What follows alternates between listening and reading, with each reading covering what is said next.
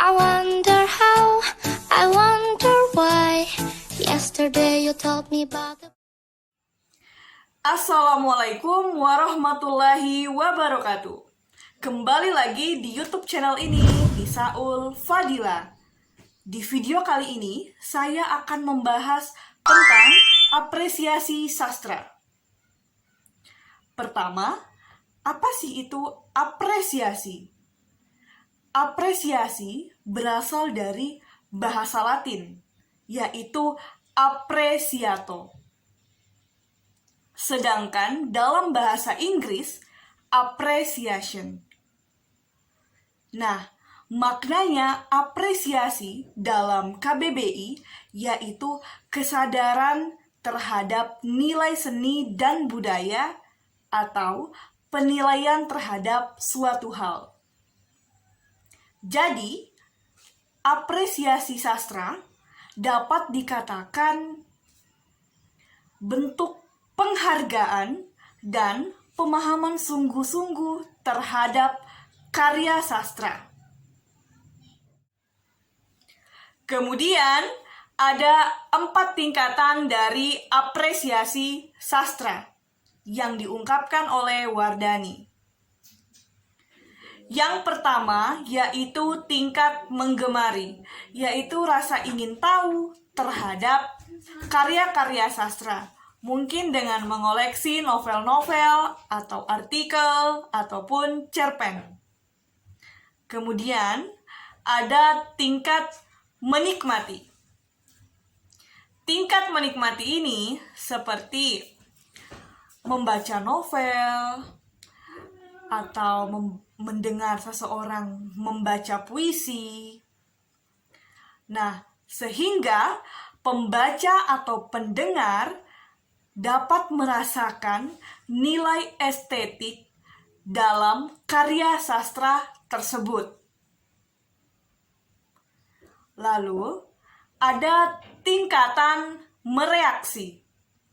Tingkatan mereaksi ini, pembaca ataupun pendengar karya sastra dapat memberikan penilaian.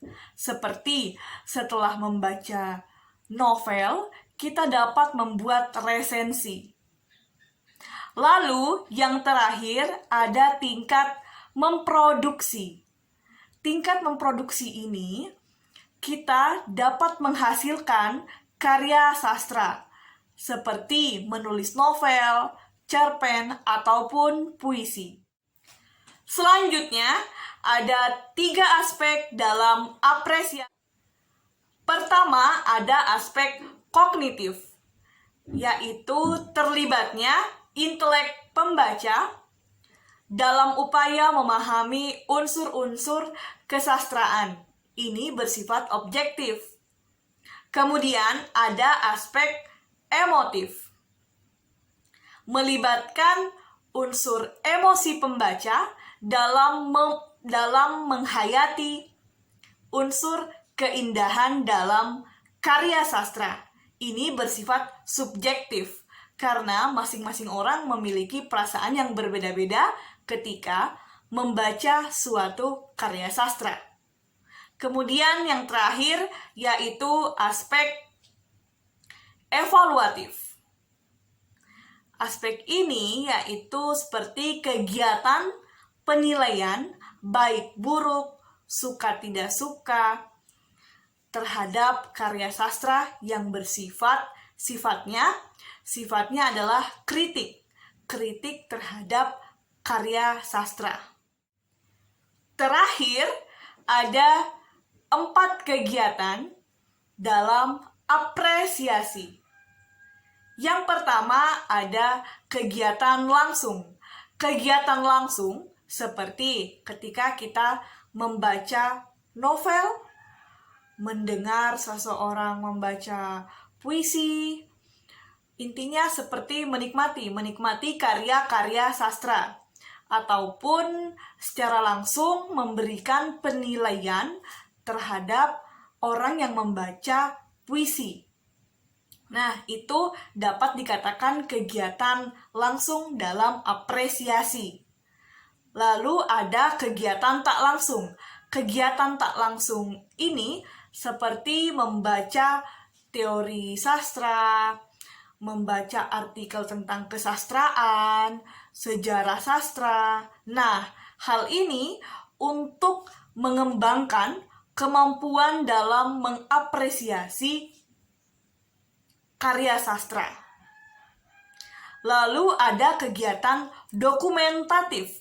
Kegiatan dokumentatif ini seperti mengoleksi artikel-artikel, novel-novel, cerpen, ataupun puisi.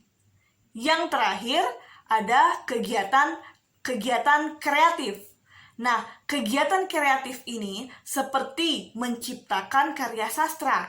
Karya sastra misalnya novel, prosa, puisi, ataupun cerpen. Baiklah, itu tadi penjelasan saya terkait apresiasi sastra. Nah, semoga teman-teman semua dapat memahami apa yang saya sampaikan. Sekian dari video saya. Wassalamualaikum warahmatullahi wabarakatuh. Sampai jumpa di next video.